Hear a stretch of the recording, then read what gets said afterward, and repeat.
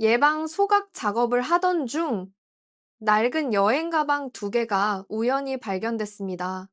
안에는 온몸이 묶인 시신 세 구가 들어 있었습니다. 베테랑 형사들조차 말을 잃을 만큼 잔혹한 사건이었습니다. 중국계 여성 한 명과 어린아이 둘, 세 사람의 몸에는 치명적인 외상이 없었습니다. 대체 왜 죽은 걸까요? 처참한 현장을 두고 여러 추측이 쏟아졌습니다. 안개처럼 얽힌 단서를 하나씩 걷어내자 범인의 목적이 드러났습니다. 이유는 잔인했고 황당했습니다. 1997년 8월 27일 호주 와타간 주립림에서 예방 소각 작업을 하던 두 소방관이 도로변에서 이상한 물체를 발견했습니다. 버려진 듯한 여행 가방 하나였습니다. 거센 불길에 겉면이 찌그러져 있었고 안에서는 코를 찌르는 악취가 났습니다. 소방관들이 조심스럽게 다가갔습니다. 가방 안에는 비닐봉지가 들어 있었습니다. 나뭇가지로 살짝 걷어내자 사람의 머리뼈가 드러났습니다. 신고를 받은 경찰이 곧바로 현장에 출동했습니다. 머리뼈는 흰색 쇼핑백에 쌓인 채 가방 구석에 놓여 있었습니다. 크기로 보아 어린아이의 것으로 추정됐습니다. 형사들은 가방이 놓인 경위를 파악하려 주변을 살폈습니다. 몇 미터 더 들어가던 형사가 멈춰 섰습니다. 불길이 비껴간 자리에 또 다른 여행 가방이 놓여 있었습니다. 불길한 예감이 틀리길 바라며 지퍼를 열었습니다. 하지만 안을 본 순간 아무 말도 나오지 않았습니다. 성인 여성의 시신이 좁은 가방 안에 구겨진 채 들어 있었습니다. 머리에는 비닐봉지가 씌워져 있었고 팔다리는 밧줄로 단단히 묶여 있었습니다. 첫 번째 가방에서 나온 시신과 똑같은 상태였습니다. 그런데 끝이 아니었습니다.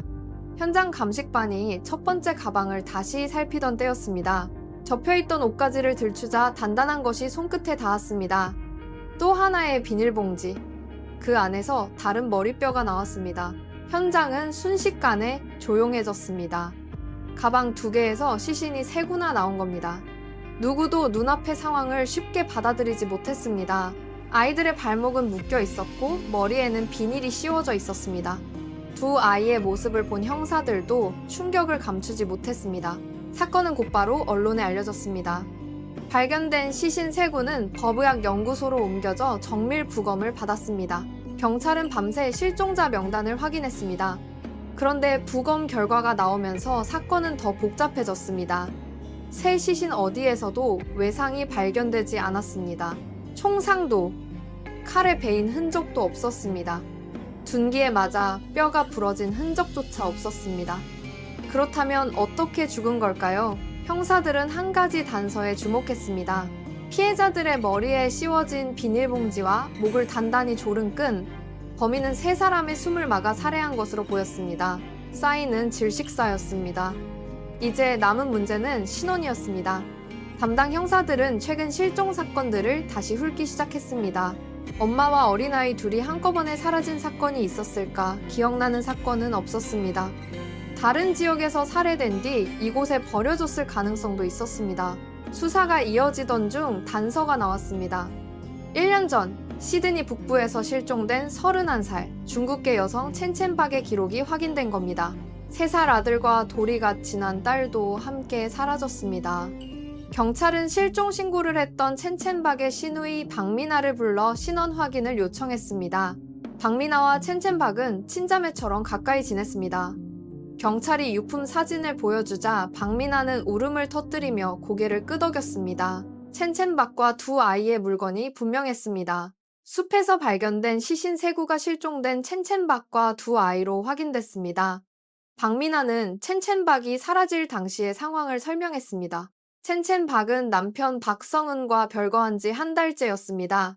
박성은이 가끔 아이들을 보러 왔지만 두 사람 사이에 정확히 무슨 일이 있었는지는 박미나도 몰랐습니다. 사실 경찰은 시신이 발견되기 10달 전 실종 신고를 받고 이미 첸첸박의 아파트를 조사한 적이 있었습니다.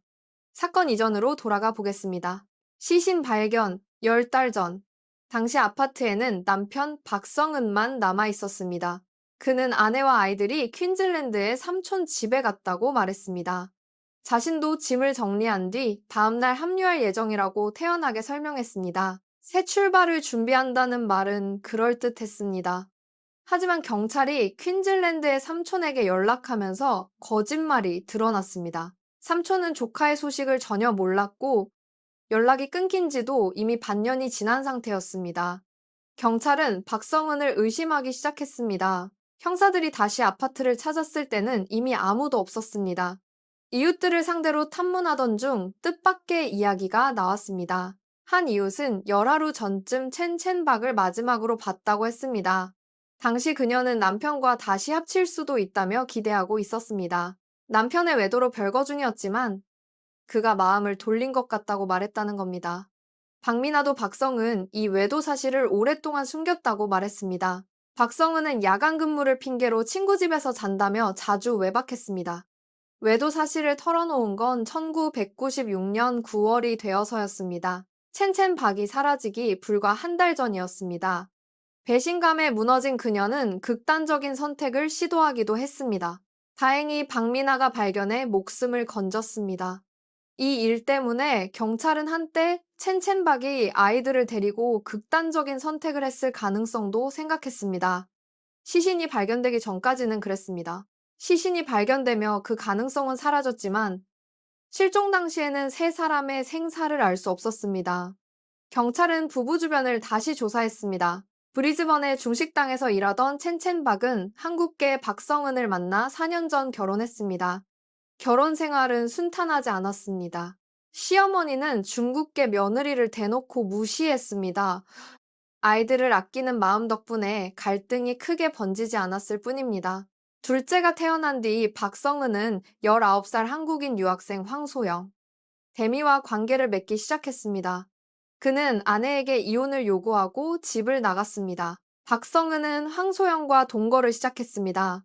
평소 온순했던 첸첸박도 남편의 어린 연인에게는 강한 분노를 드러냈습니다. 두 사람은 자주 언성을 높여 싸웠고 첸첸박이 황소영의 아파트까지 찾아간 적도 있었습니다.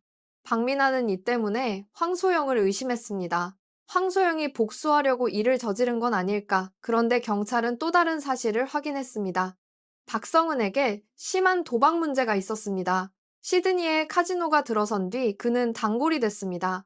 주변에는 도박 빚을 지게 한 뒤 협박하는 사채업자들도 있었습니다. 빚을 갚지 못한 사람들에게 가해지는 보복은 거칠었습니다. 폭행은 물론 가족에게까지 강제로 일을 시키는 경우도 있었습니다. 빚을 받아내기 위해서였습니다. 경찰은 이 가능성을 확인하려 두 사람이 살던 아파트로 갔지만 이미 모두 사라진 뒤였습니다. 경찰은 곧바로 출국 금지 조치를 내렸습니다. 그날 오후 세관에서 연락이 왔습니다. 박성은이 한 여성과 출국하려 한다는 내용이었습니다. 문제는 혐의를 입증할 증거도 실종자들의 행방도 없다는 점이었습니다. 경찰은 연방경찰에 기내 신문을 요청했습니다. 가족은 어디에 있느냐는 질문에 그는 여전히 퀸즐랜드에 있다고 주장했습니다. 자신은 한국에 있는 아픈 친척을 만나러 간다고 말했습니다. 열흘 뒤 돌아오겠다고 했고 실제로 왕복 항공권도 가지고 있었습니다. 경찰은 그를 막을 근거가 없었습니다. 소식을 들은 형사들은 그가 도망친다고 판단했습니다. 가족의 행방을 알고 있을 가능성도 컸습니다. 아내와 아이들을 살해했거나 도박빚 때문에 범죄 조직에 가족을 넘겼을 가능성. 하지만 박미나의 생각은 달랐습니다. 언니는 그런 일을 할 사람이 아니었습니다. 처음 호주에 와 임한 호주 달러의 빚이 생겼을 때도 밤낮 없이 일해 직접 갚았습니다. 끝까지 버텨 전부 갚은 사람이었습니다. 그런 언니가 불법적인 일을 택했을 리 없었습니다. 남편의 사채 빚이라는 이야기도 석연치 않았습니다. 돈이 필요했다면 주변 사람에게 빌렸을 사람이고 실제로 사채를 쓴 흔적도 없었습니다. 경찰은 이 가능성을 본격적으로 확인하기 시작했습니다. 특별 전담팀은 시드니 홍등가를 샅샅이 확인했습니다. 첸첸박의 사진을 들고 다니며 혹시 어딘가에 감금돼 있는지 찾았습니다. 아무 성과도 없었습니다. 그녀를 알아보는 사람도 없었습니다. 수사가 막히자 경찰은 다른 가능성으로 눈을 돌렸습니다. 박성은이 직접 살해했을 가능성이었습니다. 수색영장을 받은 형사들은 다시 이스트우드 아파트로 갔습니다. 집 안은 첫 수색 때와 마찬가지로 이상할 만큼 비어 있었습니다. 시트 없는 침대, 텅 빈 옷장, 포장된 이삿짐, 언제든 떠날 수 있는 상태였습니다. 하지만 정밀 수색에서도 별다른 것은 나오지 않았습니다. 싸운 흔적도, 혈흔도, 확인 가능한 유전자 증거도 없었습니다. 경찰은 박성은이 황소영과 살던 아파트도 수색했습니다. 그곳에서도 단서는 나오지 않았습니다. 경찰은 실종 수사의 기본으로 돌아가 첸첸박의 은행 계좌를 확인했습니다. 그때 처음으로 의미 있는 흔적이 나왔습니다. 1996년 10월 24일 첸첸박의 계좌에서 거래가 발생한 기록이 확인됐습니다. 그녀가 마지막으로 목격된 지 일주일 뒤였습니다. 누군가 창고에서 남은 300 호주 달러를 모두 인출했고 두 아이 계좌에 있던 400 호주 달러도 전액 찾아갔습니다. 혹시 살아있는 걸까? 경찰은 잠시 희망을 품었습니다. 그런데 인출 장소가 이상했습니다. 첸첸박의 평소 생활 반경에서 한참 떨어진 지점이었습니다. 그 지역에서 그녀와 연결되는 사람은 황소영 뿐이었습니다. 경찰은 곧바로 은행 폐쇄회로 화면을 확보했습니다. 돈을 찾은 사람은 첸첸박이 아니었습니다. 황소영이었습니다. 그 무렵 이웃에게서 중요한 제보가 들어왔습니다. 첸첸박이 사라진 뒤 박성은 이 가구를 처분하고 서류들을 쓰레기통에 버렸다는 내용이었습니다. 수사가 이어지자 이웃은 그 쓰레기통을 직접 뒤졌고 렌터카 회사에서 온 우편물을 찾아냈습니다. 확인해보니 첸첸박이 사라진 이틀 뒤 박성은 이 차를 한 대 빌렸고 반납하지 않은 상태였습니다. 렌터카 지점장은 그날을 또렷이 기억했습니다. 박성은 옆에 아시아계 여성이 있었다고 했습니다. 경찰이 부부의 사진을 보여주자 지점장은 그 여성이 첸첸박이라고 확인했습니다. 결정적인 단서처럼 보였습니다. 경찰은 곧바로 차량을 추적했습니다. 차 안에 시신을 실었던 흔적이 있는지 아니면 첸첸박이 아직 살아있는지 확인해야 했습니다. 박성은이 이미 도주했다면 차를 버렸을 가능성이 가장 큰 곳은 공항 주차장이었습니다. 예상대로 차는 공항에서 발견됐습니다.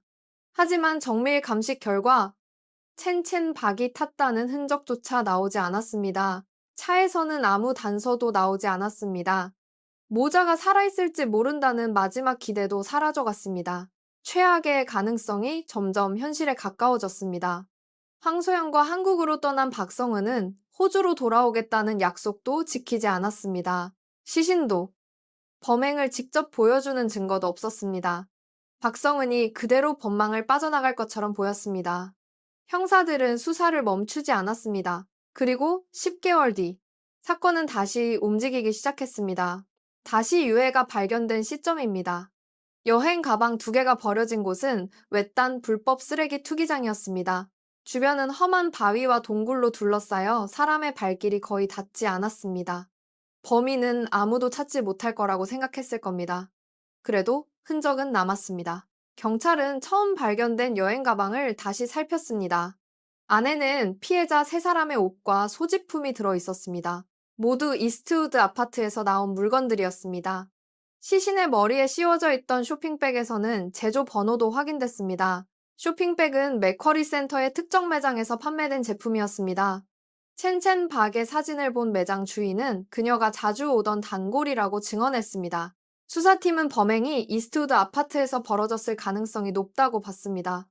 당시 그곳을 자유롭게 드나들 수 있던 사람은 박성은이었습니다. 그래도 박성은을 범인으로 특정하려면 더 강한 증거가 필요했습니다.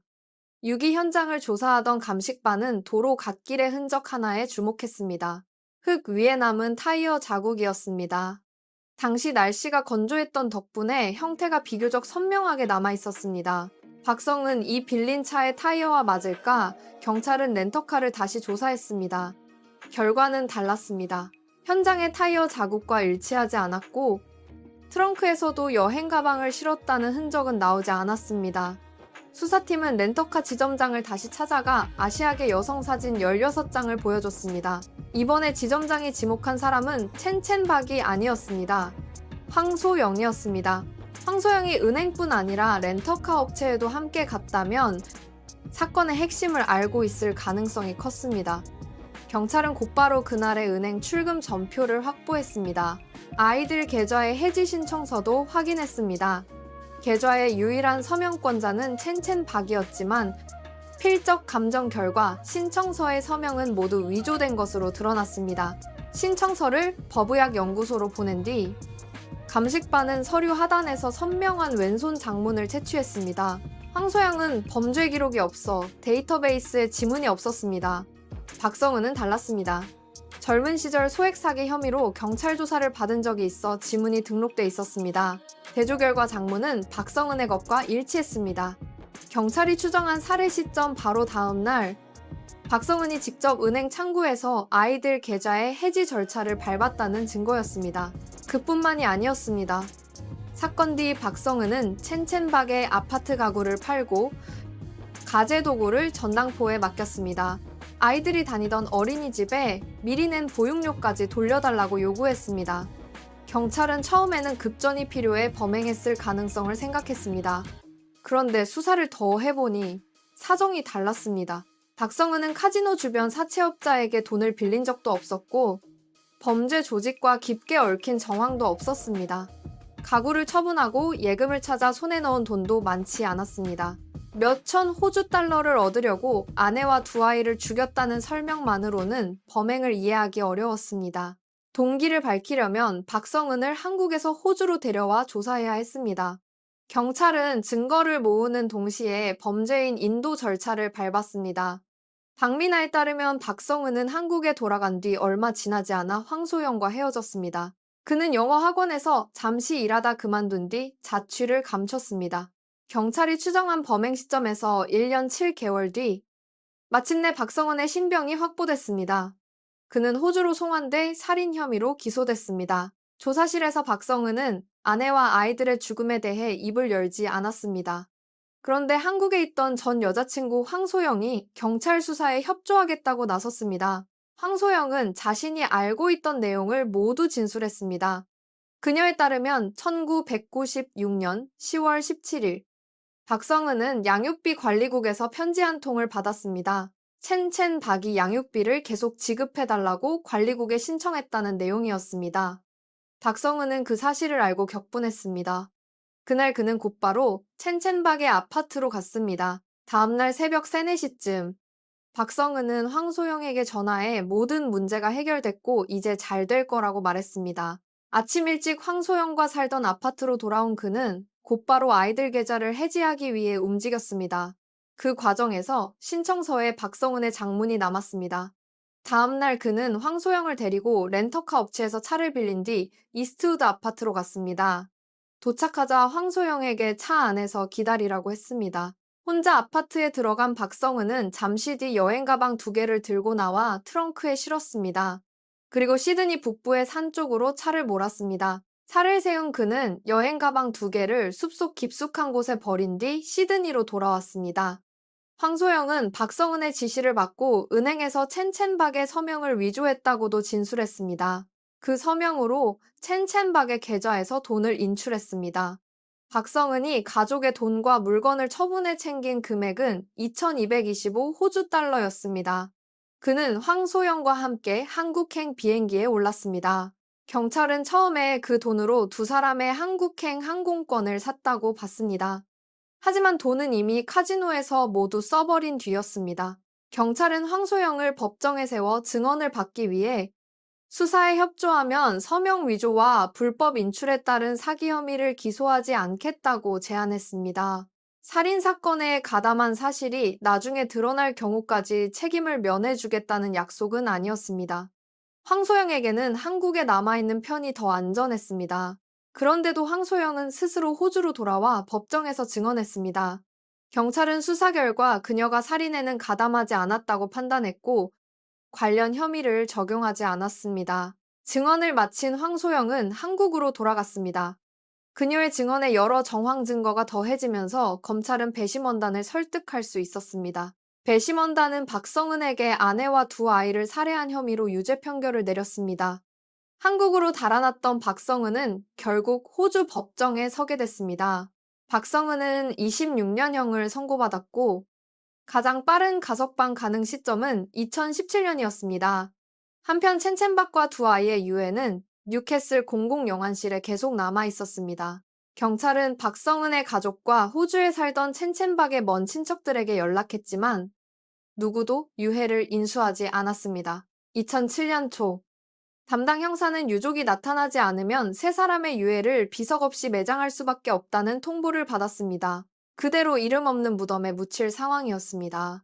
사건을 수사했던 폭스 형사는 억울하게 목숨을 잃은 첸첸박과 두 아이를 떠올렸습니다. 끝까지 아무도 찾아오지 않는다는 사실을 받아들이기 어려웠던 폭스 형사는 사비로 화장을 진행하고 유골함을 자신의 사무실 금고에 보관했습니다.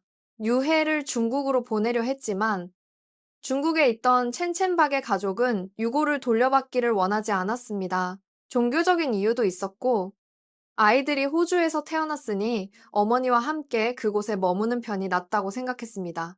대신 가족은 폭스 형사에게 불교식 천도제를 지내줄 수 있는지 물었습니다. 결국 2009년 8월 11일 폭스 형사는 첸첸박과 두 아이를 위한 추모 의식을 마련했습니다. 참석자는 폭스 부부와 강력범죄 피해자 인권운동가 한 명뿐이었습니다. 가해자와 피해자 가족은 아무도 오지 않았습니다. 의식이 끝난 뒤 법사는 폭스 형사에게 조용히 말했습니다. 13년이 흘렀으니 이제는 그들을 보내줄 때가 됐다고 했습니다. 오늘 준비한 이야기는 여기까지입니다. 시청해주셔서 감사합니다. 다음 시간에 다시 찾아뵙겠습니다.